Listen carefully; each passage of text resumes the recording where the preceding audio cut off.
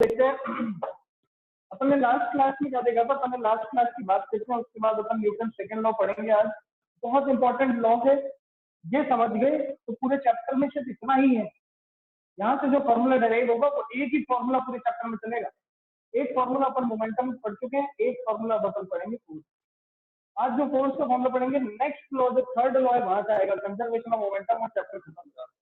इतना सा ही चैप्टर है, ज्यादा बड़ा चैप्टर नहीं है। फिर अपन 2 दिन न्यूमेरिकल्स करेंगे, हम सारी चीज हो जाएगी। ध्यान से देखिए, समझने की कोशिश। पिछली क्लास में हमने पढ़ा था that what is momentum. Momentum की एक डेफिनेशन बनाई थी, देखते हैं। मोमेंटम को डिनोट करते हैं पी से, and P is equal to mass into velocity. The momentum is equal to mass into velocity. Since velocity is a vector quantity, that is why we are saying that momentum is also a vector quantity. Since velocity is a vector quantity, that is why we are saying that momentum is also a vector quantity. यहाँ से कल अपन ने पिछली class में अपन ने इसकी unit में निकाली थी। That unit was kilogram metre per second. So what is the unit of momentum? Unit of momentum is kilogram metre per second. आपको इस चीज को ध्यान रखना है। चलिए, ये चीज अपन ने देखा था। फिर अपन ने पिछली क्लास में ये भी देखा था, अगर मोमेंटम की बात करी जाए तो मोमेंटम, चलिए स्टूडेंट्स, अपन कुछ टेक्निकल प्रॉब्लम की वजह से क्लास को 2 मिनट में वापस रीस्टार्ट कर रहे हैं। आपको फटाफट वेटिंग रूम में ही रहना है। क्लास रीस्टार्ट होगी, कोई जाएगा नहीं यहाँ से, वापस से 2 मिनट में पढ़ेंगे। क्या पढ़ रहे थे? मोमेंटम पढ़ रहे। मोमेंटम का फॉर्मूला अपन ने देख लिया था, P is equal to mass into velocity. Momentum is equal to mass into velocity. Mass है स्केलर क्वांटिटी। भाई मास क्या होता है? कितना अमाउंट ऑफ मैटर एक ऑब्जेक्ट के अंदर है, किलोग्राम में मेजर किया जाता है। फिर अपन इसको किससे मल्टीप्लाई करते हैं? वेलोसिटी से मल्टीप्लाई करते हैं। Since velocity is vector quantity, तो अपन को क्या पता चल जाता है? Momentum is also vector. यहाँ तक अपन ने बात कर ली। अब अपन बात करते हैं मोमेंटम एक्चुअल में था क्या। मोमेंटम एक्चुअल में ये था कि the amount of motion which is carried by a moving object. ठीक है, अगर मुझे मोशन को क्वांटिफाई करना है, तो किस चीज की हेल्प लेनी पड़ेगी? मोमेंटम की हेल्प लेनी। मान लो 2 सेम ऑब्जेक्ट हैं, 2 सेम ट्रेन हैं, सेम इंजन है। एक इंजन 5 मीटर पर सेकेंड की स्पीड से चलता है, एक 100 मीटर पर सेकेंड की स्पीड से चलता है। किसके पास ज्यादा मोमेंटम होगा? ऑब्वियसली जो ज्यादा तेज चल रहा है। जो स्लो चल रहा है वो ऑब्वियसली उसके पास मोमेंटम क्या है? कम। याद रखने की बात बच्चों ये है that momentum depends on velocity, and again momentum depends on मास। जिसका मास ज्यादा उसका मोमेंटम भी ज्यादा, जिसकी वेलोसिटी ज्यादा उसका मोमेंटम भी ज्यादा। ये चीज अपन को ध्यान रखना। जब अपन एनर्जी पढ़ेंगे नेक्स्ट चैप्टर के अंदर, वर्क फॉर एनर्जी जो आपका चैप्टर है, इसके अंदर अपन एनर्जी देखेंगे, पोटेंशियल एनर्जी, काइनेटिक एनर्जी। तब अपन मोमेंटम को और डिटेल में स्टडी करेंगे, एक और फॉर्मूला देखेंगे। लेकिन एज ऑफ नाउ आपके पास मोमेंटम का सिर्फ एक ही फॉर्मूला है, that is mass into velocity. क्या फॉर्मूला है? Mass into velocity gives momentum, and momentum is a vector quantity जिसका यूनिट जो होता है वो क्या होता है? Kilogram metre per second. क्या होता है? Kilogram metre per second. ठीक है बच्चों, ये चीज का ध्यान रखना। नाउ पिछली क्लास में एक और चीज पढ़ी थी अपन ने, इनर्शिया। क्या पढ़ा था? इनर्शिया। याद रखना बच्चों, सिंस जिस तरीके से मोमेंटम मास पे डिपेंड करता है, सिमिलरली इनर्शिया भी किस पे डिपेंड करता है? Mass of the object. खुद सोचो, एक ट्रेन है, एक मेट्रो ट्रेन है जिसमें एक आदमी खड़ा हुआ है, तो मेट्रो एकदम से रुक जाती है, तो जो आदमी हल्का होगा वो तो अपने आप को संभाल लेगा, लेकिन जो आदमी मोटा होगा, ज्यादा वजनी होगा, जिसका मास ज्यादा है, वो गिर सकता है। That person has a tendency to fall. इसका मतलब इनर्शिया किस पे ज्यादा लगता है? वो किसके पास ज्यादा होता है? जिसका मास भी ज्यादा। समझ में आ रही है? Inertia depends on mass, similarly momentum also depends on. आपको ध्यान रखना है कि जिस तरीके से इनर्शिया मास पे डिपेंड करता है, सिमिलरली अमाउंट ऑफ मोशन भी किस पे डिपेंड करता है? मास पे। मोमेंटम की बात अपन ने कर ली थी, फॉर्मूला अपन ने देख लिया। अब अपन देखते हैं next topic which is Newton second law of motion. Newton second law of motion से पहले तो अपन फॉर्मूला डेराइव करते हैं, स्टेटमेंट देखते हैं, फिर अपन देखेंगे कि इसको रियल लाइफ में कहाँ देखा जाता है। ठीक है, फिर अपन देखेंगे इसको रियल लाइफ में कहाँ देखा जाता है, कैसे अपन इसको एक्सप्लेन कर सकते हैं, क्वांटिफाई कर सकते हैं, इसकी बात करेंगे। चलिए,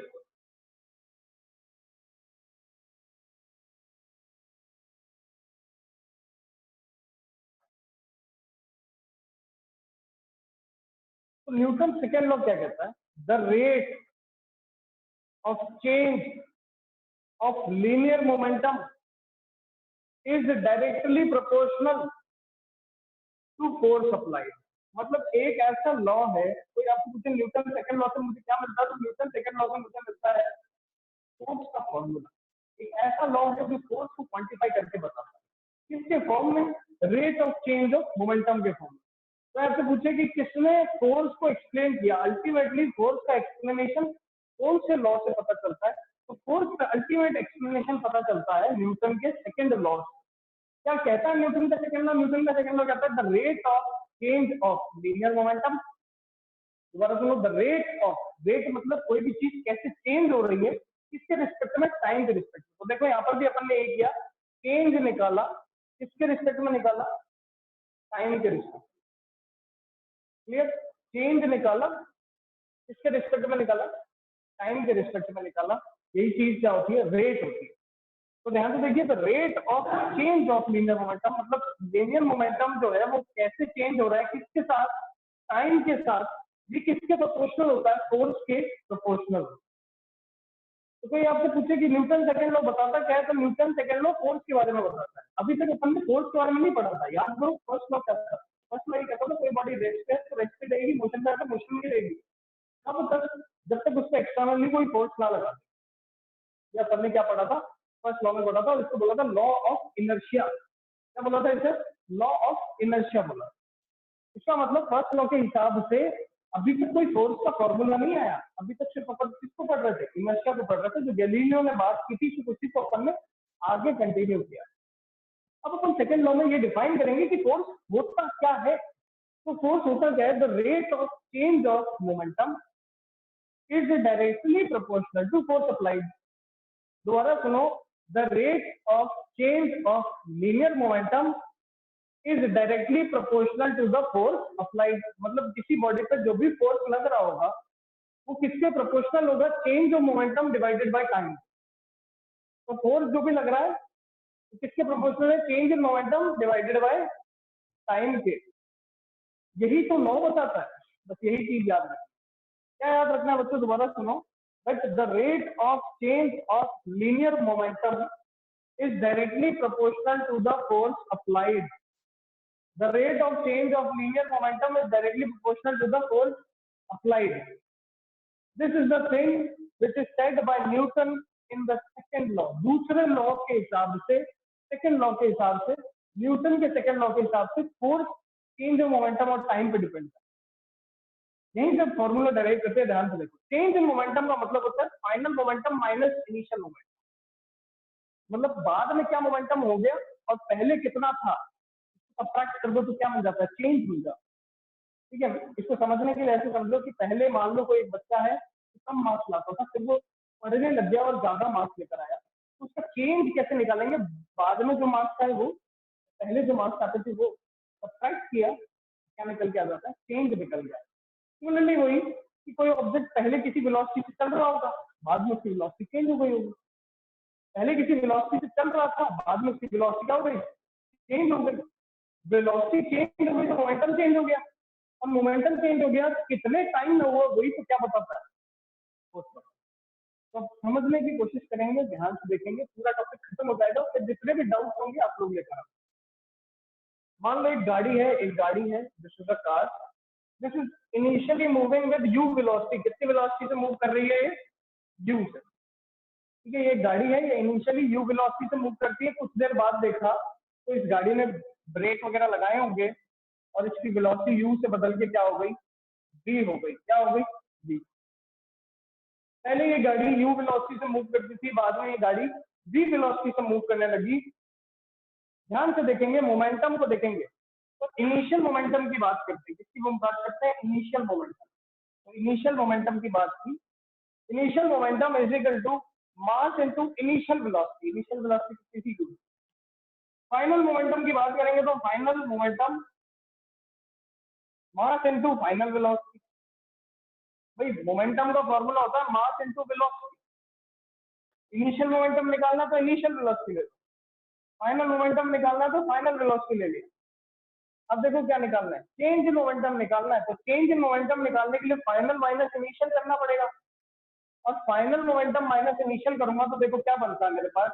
यहाँ लिख सकता हूँ मैं, force directly proportional to final momentum, मतलब mass into velocity final minus mass into velocity initial divided by time taken, divided by time taken.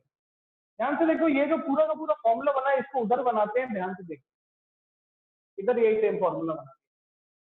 तो force is proportional mass into v minus u by t। देखिए इधर जो formula बनता था mv minus mu divided by t, m दोनों जगह है तो कॉमन ले लिया, कॉमन ले लिया, m को कॉमन लिया, बाद में क्या बनता है v minus u by t बनता है। अब याद करो मोशन चैप्टर, और मोशन चैप्टर के अंदर से कौन मुझे बता सकता है कि v minus u upon t क्या होता था? Final velocity minus initial velocity upon time. बच्चों, जिन भी बच्चों को ये पता है कि क्या होता है final velocity minus initial velocity upon time, फटाफट रेज हैंड करके बताएंगे मुझे, फटाफट डू फास्ट। मैं देखना चाहता हूँ कितने बच्चों को याद है, फटाफट फटाफट। काफी सारे बच्चों को याद है, चलिए।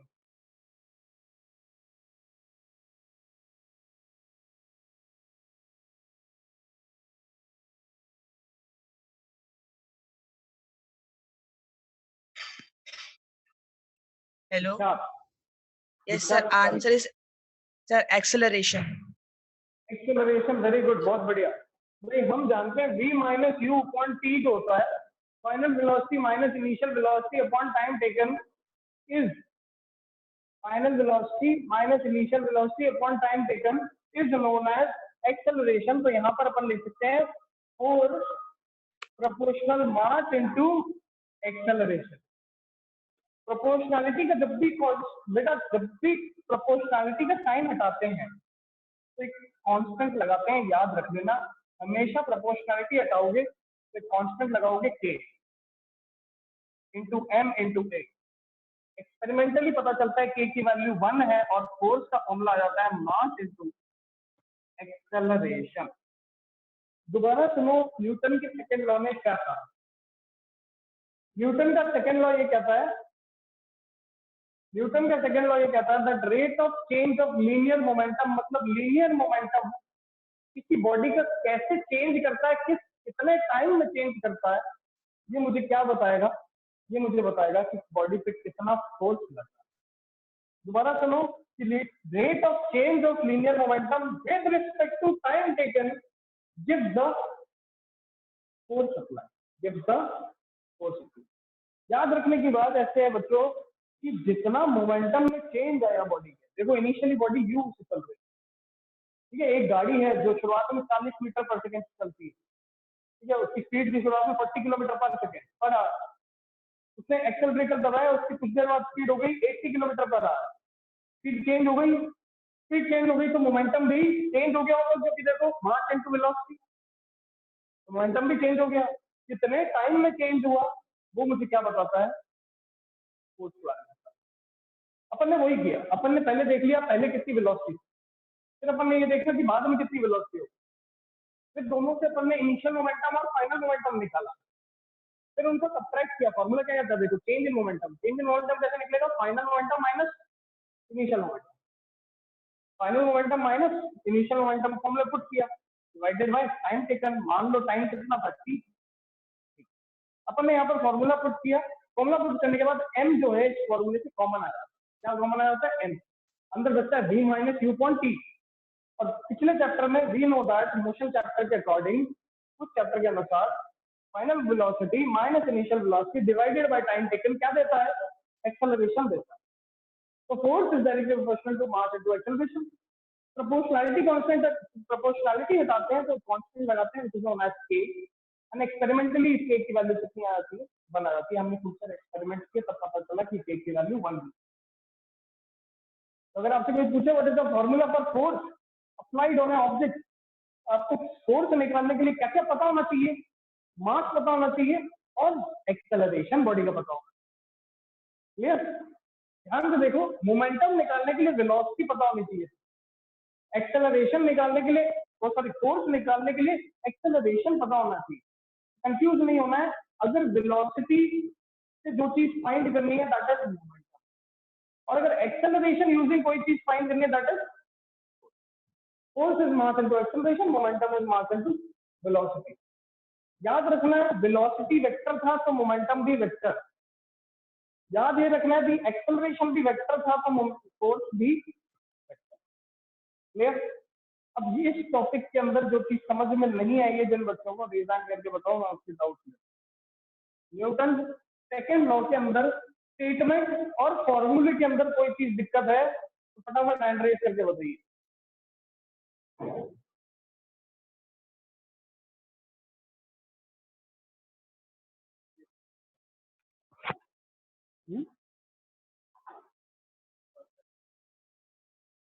चलिए, तो सबको अगर ये टॉपिक क्लियर है, फॉर्मूला कैसे डिराइव करना है, तो एक बार रिजाइन करके बता दो।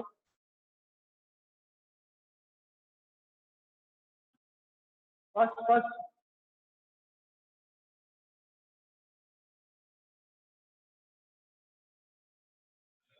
चलिए, तो अभी तक अपन ने क्या देखा? अभी तक अपन ने देखा that what is Newton second law. दूसरे लॉ के हिसाब से क्या स्टेटमेंट बनता है, क्या फॉर्मूला निकल गया, और मोमेंटम क्या। तीन चीजें देखी। अब अपन देखते हैं कि ये सेकेंड लॉ यूज कहाँ आता है, इसके क्या एग्जांपल्स है, रियल लाइफ में कहाँ देखने को मिलता है, उन सब चीज की बात करें।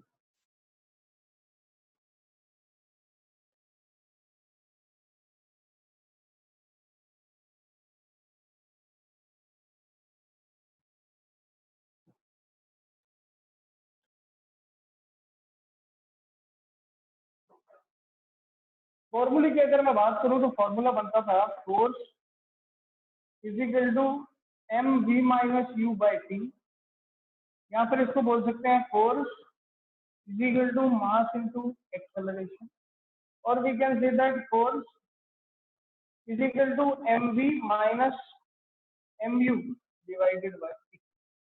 वो तीन तरीके से लिखा जा सकता है इसे। एक लिखा जा सकता है मास इनटू एक्सेलरेशन के फॉर्म में। ना हम जानते हैं मास इनटू एक्सेलरेशन, एक्सेलरेशन का फॉर्मूला होता है v minus u upon T, मुझे चैप्टर में पढ़ लिया था तो कुछ कर दिया। एंड फाइनली हम जानते हैं कि final momentum minus initial momentum divided by time, यही तो क्या होता है सेकंड लॉ होता है। तो इसी के अकॉर्डिंग अपन ने सेकंड लॉ भी प्रूव कर दिया। Now let us understand, now let us deeply understand how second law is applied to our day to day life. कैसे हम रोज की दिनचर्या में सेकंड लॉ को अप्लाई होता देख सकते हैं। ध्यान से सुनना। टाइम है डिनोमिनेटर में, टाइम क्या है? डिनोमिनेटर। और ये टाइम जो शो करता है ना, ध्यान से सुनना फिर अपन डाउट्स लेंगे लास्ट। टाइम जो है वो ये शो करता है कि इन व्हाट टाइम वेलोसिटी और we can say that momentum is changing.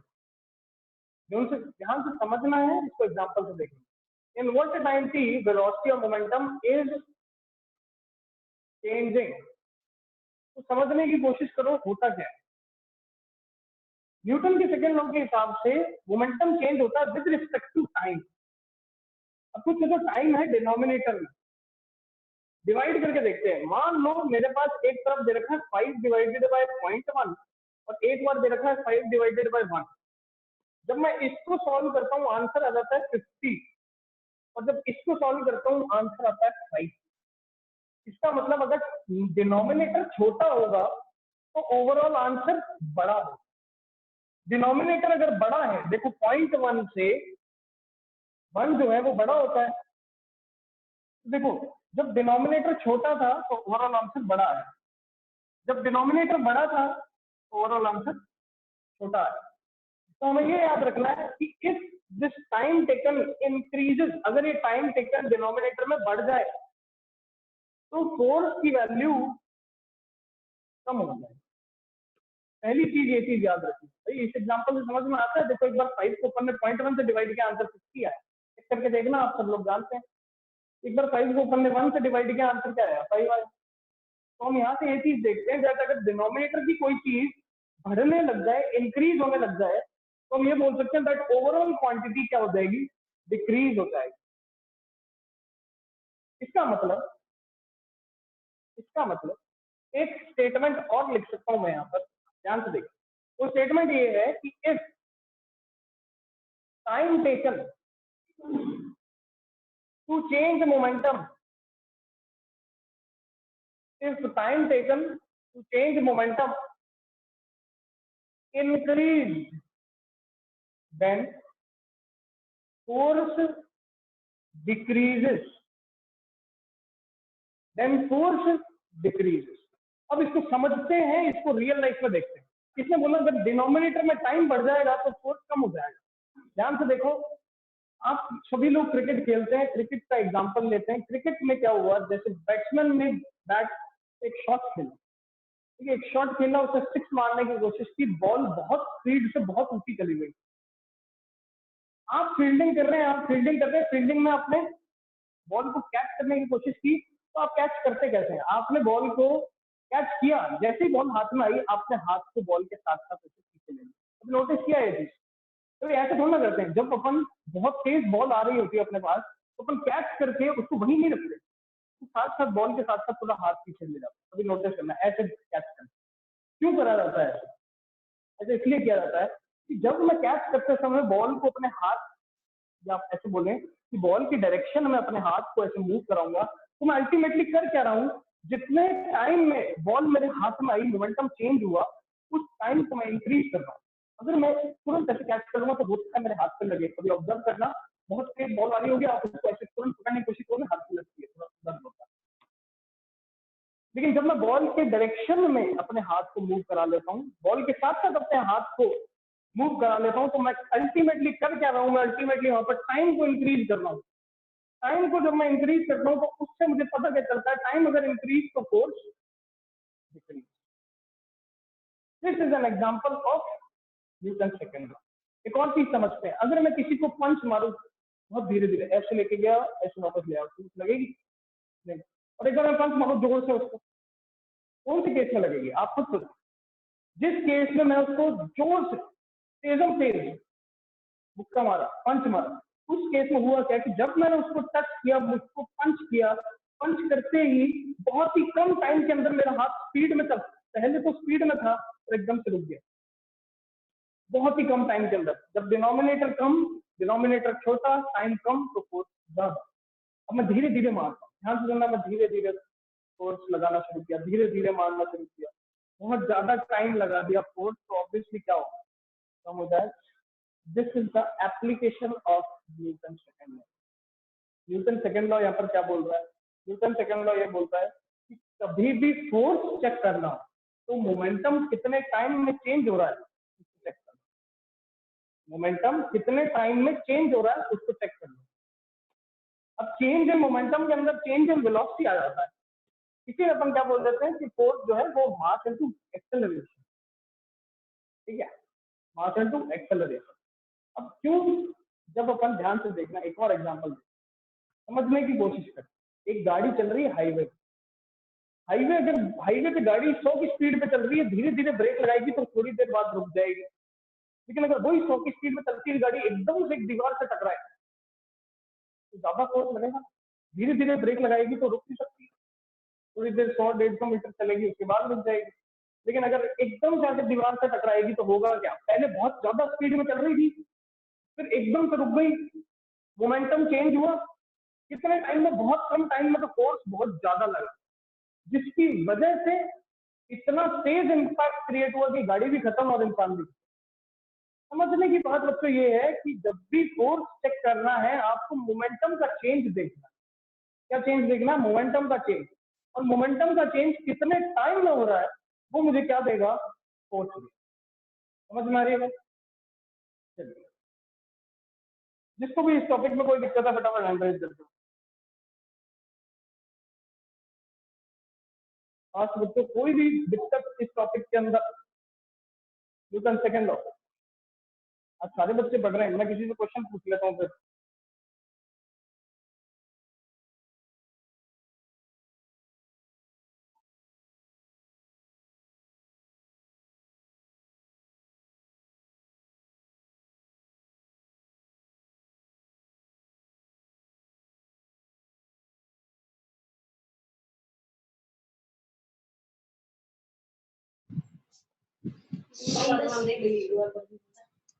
Piyush Piyush Yadav, Piyush Yadav,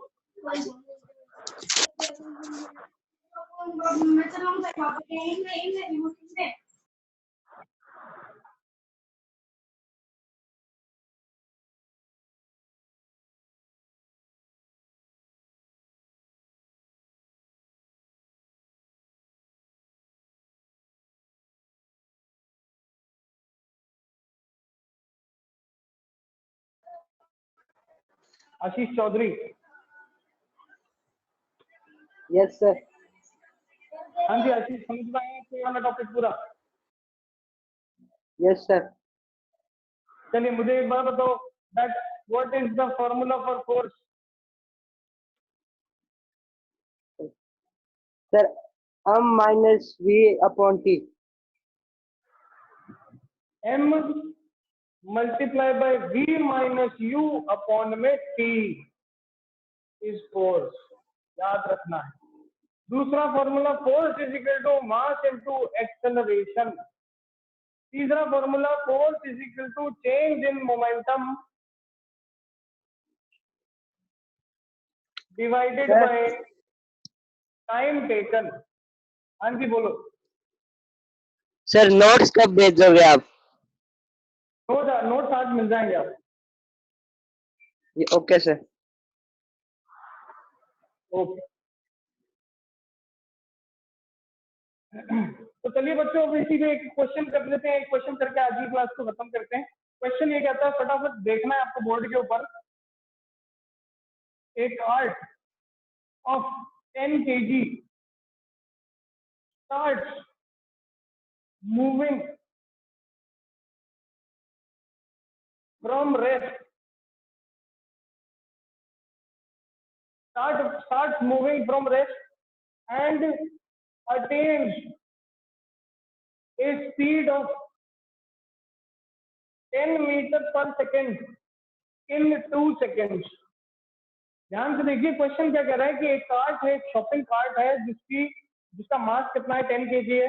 ये रेस्ट से शुरू होता है और ये अपनी स्पीड अटेन कर लेता है 10 मीटर पर सेकंड, कितने टाइम में? 2 सेकंड के अंदर।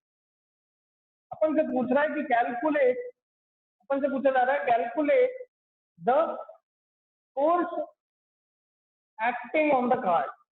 Calculate the force acting on the cart. Force का फॉर्मूला अपने पास गिवन है। उससे पहले अपन ये देखते हैं कि क्वेश्चन के अंदर क्या क्या चीजें गिवन। तो देखिए ध्यान से, क्वेश्चन के अंदर अपन को गिवन है, देखो सॉल्यूशन देखेंगे। Mass of the cart is 10 kg। Mass of the cart is 10 kg।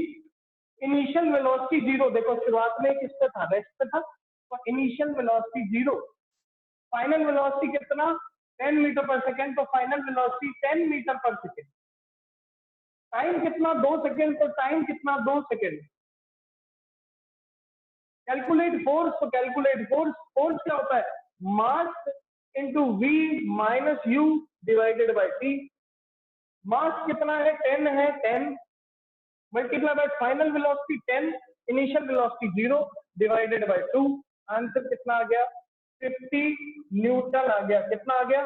50 Newton.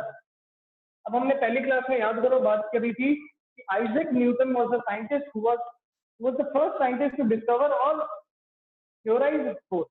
Theorise किया था इन्होंने, थ्योरी बनाई थी फोर्स के ऊपर। तो इसीलिए अपन ने उनके नाम पे इसकी क्या रख दी? SI यूनिट रख दी। क्या रख दी? SI unit. तो unit of force is newton. Unit of force is newton. चलिए बच्चों देखते हैं।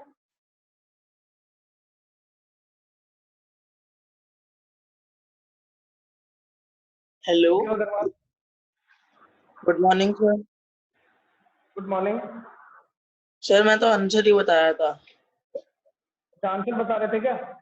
हाँ। बच्चों डाउट है किसी को तो आप डाउट बताओ। अपने आंसर्स तो ये वाला तो सॉल्व कर ही दिया। चलिए बच्चों, अगर किसी को डाउट है तो हैंड रेज करो।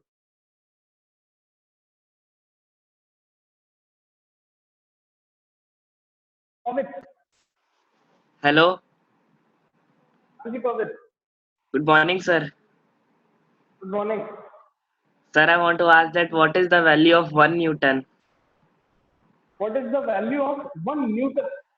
चलिए इसकी बात करें।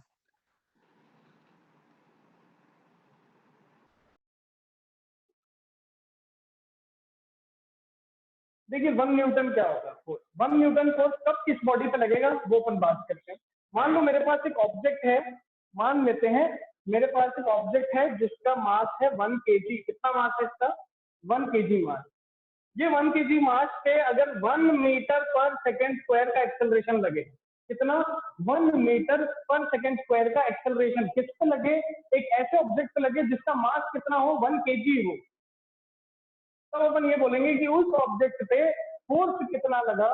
1 न्यूटन लगा। ध्यान से देखिए, फोर्स होता है मास इनटू एक्सेलरेशन।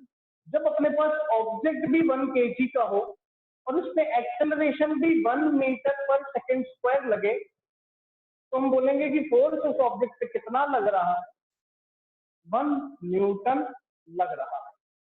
ठीक है, एक और चीज अपन को ध्यान रखनी है कि एक और यूनिट होती है। ध्यान से देखो, फोर्स की जिस तरीके से यूनिट होती है न्यूटन, उसी तरीके से फोर्स की यूनिट होती है डायन। डायन नहीं, ये डाइन है, डाइन, DYNE। याद रखने के लिए इसको अपन क्या पढ़ेंगे? डायन, द्वितीय डायन। एक न्यूटन कितने डायन के बराबर होती है? तो 10 की पावर 5। 10 की पावर 5 का मतलब क्या होता है कि 10 ऐसे 10 बार 10 लो और मल्टीप्लाई कर दो, आंसर आ जाएगा 1 और आगे कितने जीरो? 5 जीरो। तो 1 न्यूटन इज इक्वल टू 10 की पावर 5 डाइन। और याद रखने के लिए अपन क्या बोलेंगे? 1 न्यूटन इज इक्वल टू 10 की पावर 5 डायन। ये चलिए, तो बच्चों आज की क्लास में अपन ने देखा what is Newton second law. Second law के अंदर अपन ने स्टेटमेंट देखा, फॉर्मूला देखा। उसके बाद अपन ने क्या देखा? एक छोटा सा क्वेश्चन, एग्जांपल्स देखे, यूनिट देखी, न्यूटन भी होती है और डाइन भी होती है। 1 newton is equal to 10 power 5 dyne. फिर अपन ने व्हाट इज 1 न्यूटन उसको कैलकुलेट किया। जब 1 किलोग्राम का ऑब्जेक्ट, उस पे फोर्स कितना लगे? 1 मीटर पर, उस पे एक्सेलरेशन कितना लगे? 1 मीटर पर सेकंड स्क्वायर का एक्सेलरेशन लगे। ऑब्जेक्ट कितना? 1 kg का। तो अपन बोलेंगे कि फोर्स कितना लग रहा है? 1 न्यूटन। आज अपन क्लास में इतना ही पढ़ते हैं। किसी को भी कोई डाउट आता है, किसी को भी अगर कोई डाउट आता है इस टॉपिक से रिलेटेड, तो आप मुझे 6 in the evening कॉल कर सकते हो। व्हाट्सएप पे आप पूरे दिन कर सकते हो। जैसे ही मैं फ्री होऊंगा मैं आपको कॉल बैक कर लूंगा। ठीक है, लेकिन आपको अगर कॉल करना है तो आपके पास टाइमिंग मैं आपको बता देता हूँ, 6 to 7 PM इवनिंग। ठीक है, इसके बीच में आपको कॉल करना, इसके बीच में आप कॉल कर सकते हैं, बट व्हाट्सएप आप पूरे दिन कर सकते हैं। आज की क्लास में डाउट आप इतने ही लेंगे।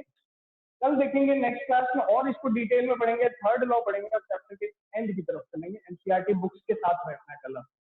चलिए, ऑल द बेस्ट बच्चों, आज की क्लास में।